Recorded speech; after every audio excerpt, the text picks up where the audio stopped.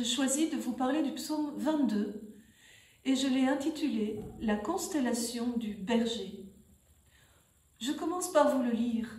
C'est un psaume que beaucoup de personnes connaissent bien parce qu'on l'utilise souvent, soit pour l'Eucharistie, pour la confirmation, pour le baptême, mais aussi pour un pèlerinage ou encore pour des funérailles.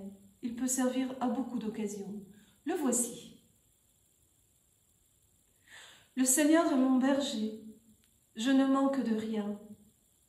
Sur des prés d'herbes fraîches, il me fait reposer. Il me mène vers les eaux tranquilles et me fait revivre. Il me conduit par le juste chemin pour l'honneur de son nom.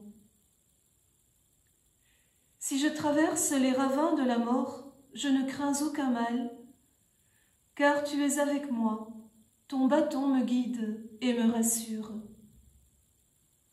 Tu prépares la table pour moi devant mes ennemis. Tu répands le parfum sur ma tête, ma coupe est débordante. Grâce et bonheur m'accompagnent tous les jours de ma vie. J'habiterai la maison du Seigneur pour la durée de mes jours.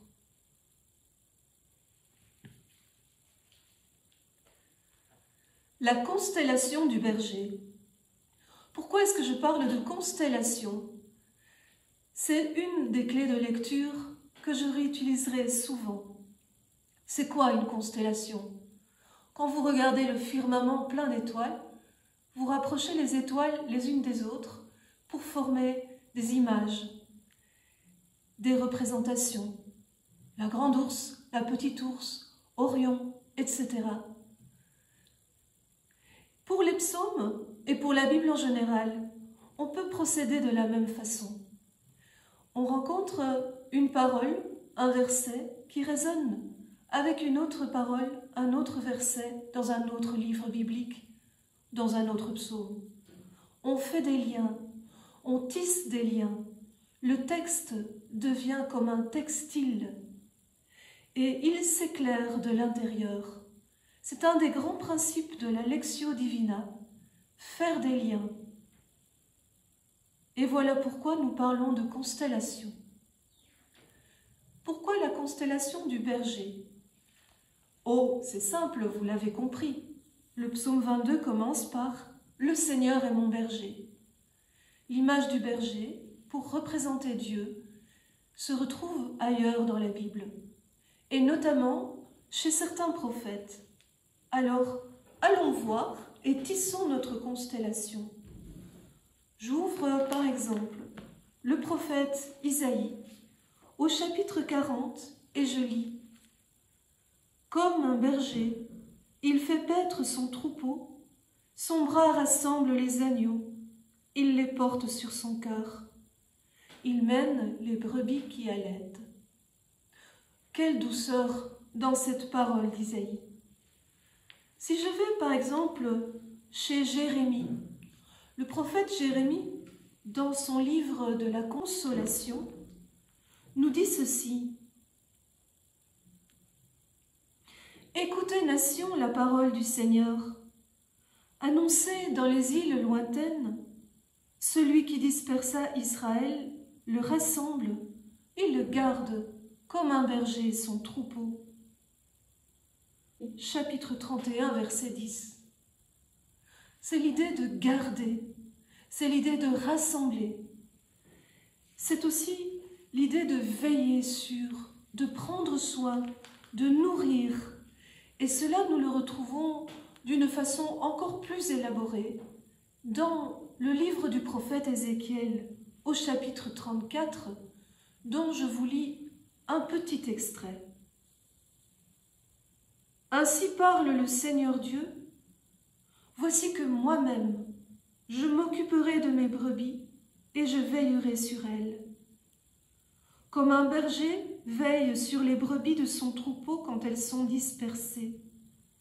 Ainsi je veillerai sur mes brebis et j'irai les délivrer dans tous les endroits où elles ont été dispersées, un jour de nuages et de sombres nuées. » Un peu plus loin, il dit « C'est moi qui ferai paître mon troupeau, c'est moi qui le ferai reposer. La brebis perdue, je la chercherai. L'égarée, je la ramènerai. Celle qui est blessée, je la panserai. Celle qui est malade, je lui rendrai des forces. Celle qui est grasse et vigoureuse, je la garderai. Je la ferai paître selon le droit. Voyez comment notre constellation est en train de se fournir de grosses et de petites étoiles. Et l'étoile finale que je voudrais vous citer, mais vous la connaissez certainement, c'est dans l'évangile de Jean, quand Jésus, qui connaît bien sa Bible et ses constellations, quand Jésus déclare lui-même « Je suis le berger ». Et je vous renvoie au chapitre 10 de l'évangile de Jean. Que fait le berger? Il garde, il rassemble, il ramène, il prend soin, il nourrit, il mène vers des gras pâturages et vers les eaux tranquilles. Il me mène vers les eaux tranquilles. Nous voici donc dans le verset suivant du psaume. Les eaux tranquilles, les eaux du repos. Que signifie ce repos, cette tranquillité? Que signifie l'affirmation « Je ne manque de rien » ? Est-ce que notre religion, notre foi en Dieu, est un endroit bien sécure où nous ne manquons de rien? N'est-ce pas une utopie? N'est-ce pas une fuite du réel? La foi en Dieu fait-elle de moi un petit mouton docile qui se réfugie sous le bouclier de Dieu? Un Dieu qui l'infantilise en assumant le combat à sa place? Non, non, tel n'est pas le Dieu en qui je crois. Alors que signifie cette eau tranquille, ces eaux du repos? Jésus dira aussi dans l'évangile de Matthieu, « Venez à moi, vous tous qui peinez sous le poids du fardeau, et moi je vous donnerai le repos. » Matthieu, chapitre 11, verset 28. Que signifie ce repos?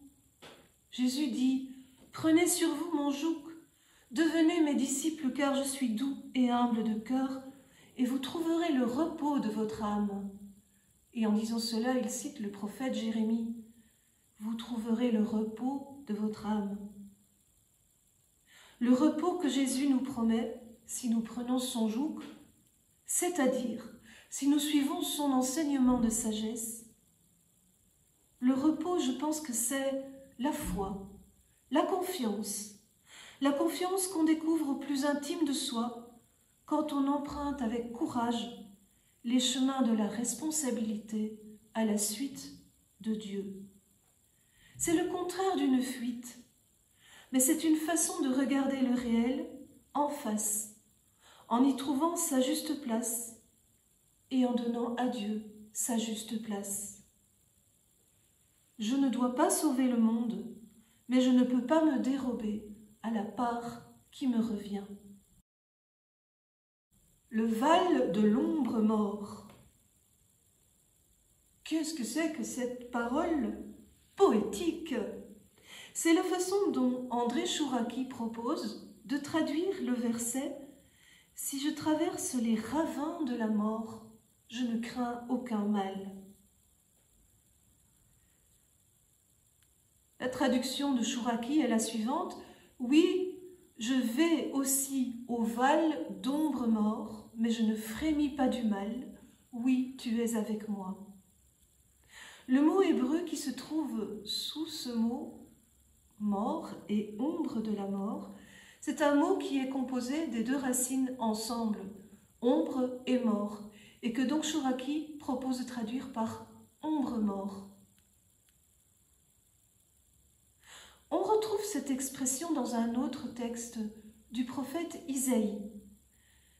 Isaïe chapitre 9 verset 1. Le peuple qui marchait dans les ténèbres a vu se lever une grande lumière. Et sur les habitants du pays de l'ombre mort, une lumière s'est levée. C'est un mot tout à fait particulier, l'ombre mort. C'est un beau néologisme. En fait, il aura un un bel avenir ce mot, car deux évangélistes vont le récupérer. D'abord Matthieu, qui cite la parole d'Isaïe que je viens de vous citer, au début de son évangile au chapitre 4, quand Jésus arrive en Galilée, il dit « C'est ainsi que devait s'accomplir la prophétie d'Isaïe. Sur les habitants du pays de l'ombre mort, une lumière s'est levée. » Et l'autre évangéliste, c'est Luc, qui cite cette expression dans le cantique de Zacharie, en disant que le Messie arrive pour visiter son peuple, pour illuminer ceux qui habitent les ténèbres et l'ombre de la mort, et conduire nos pas au chemin de la paix. Voilà donc la fortune de ce beau mot que nous pouvons garder en mémoire. Ce psaume est-il une prière? Qu'est-ce qu'une prière, me direz-vous? Bien sûr que tous les psaumes sont des prières. Regardons attentivement. Ce psaume commence en « je ». Le Seigneur est mon berger, je ne manque de rien. Sur des prés d'herbes fraîches, il me fait reposer. Il me mène vers les eaux tranquilles et me fait revivre. Il me conduit par le juste chemin pour l'honneur de son nom. Si je traverse les ravins de la mort, je ne crains aucun mal. Jusqu'ici, le « tu » de Dieu n'est pas encore apparu. Il faut que nous arrivions au centre du psaume, au verset 4b, pour que tout à coup, on entende le psalmiste dire « tu », car tu es avec moi, ton bâton me guide et me rassure. Tu prépares la table pour moi devant mes ennemis. Tu répands le parfum sur ma tête. Ma coupe est débordante. Alors là, oui, c'est une forme de dialogue avec Dieu, mais est-ce une prière? Non, il ne demande rien. Il ne fait que constater que Dieu est avec lui. Il est plutôt dans une description de ce qu'il vit intérieurement, mais il n'est ni dans une demande, ni dans une louange, à moins que la louange ne soit implicite. Car voilà une première distinction que nous pourrons faire dans les psaumes. Il y a la louange explicite, quand le psalmiste dit « je te louerai » ou « je veux bénir ton nom » ou « je te rends grâce de tout mon cœur » ou quand il dit « venez, crions de joie pour le Seigneur » et qu'il invite tout le monde à chanter les louanges de Dieu avec lui. Alors c'est des louanges explicites. Ici, la louange est implicite, c'est-à-dire qu'elle n'est pas exprimée telle qu'elle, mais elle affleure à travers tout le psaume, puisque le psaume exprime un émerveillement qui habite le cœur de l'homme qui prie. Il se tourne vers Dieu, et d'une façon implicite, il lui dit « je te rends grâce », mais il ne le dit pas explicitement. Ce psaume n'est donc pas une prière explicite, mais une constatation, un regard sur soi de la part de l'homme qui prie. Et c'est souvent comme ça que nous entrons dans la prière, en laissant défiler d'abord notre cinéma intérieur et tout ce qui se passe.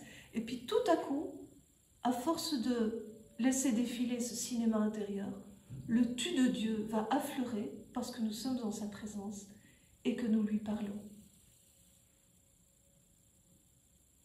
Le cœur du psaume. C'est donc quoi le cœur du psaume? Je crois que le cœur du psaume, c'est ce verset où le « tu » de Dieu apparaît pour la première fois et qui dit « tu es avec moi ». Car ce « tu es avec moi », c'est vraiment la révélation de toute la théologie du psautier. Le Dieu du psautier, le Dieu de la Bible, c'est le Dieu qui dit « je suis avec toi ». Sur cette certitude, nous pouvons appuyer toute notre prière. Tu répands le parfum sur ma tête. Alors là, nous avons une belle image, mais nous sommes sortis de l'image bucolique du berger et de ses moutons. Nous sommes passés dans une autre image, qui est l'image de la maison, avec une table dressée, avec un bon repas qui se prépare, et le parfum qu'on répand sur la tête et la coupe qui déborde. Le parfum répandu sur la tête, c'est une coutume de l'hospitalité orientale, qu'on retrouve d'ailleurs dans d'autres psaumes. C'est l'image aussi de l'onction. Et l'onction, c'est l'image du Messie. C'est l'image de celui qui est béni de Dieu. L'onction d'huile qui ruisselle sur la tête, c'est l'image de la bénédiction de Dieu sur notre vie. Tu répands le parfum sur ma tête, ma coupe est débordante.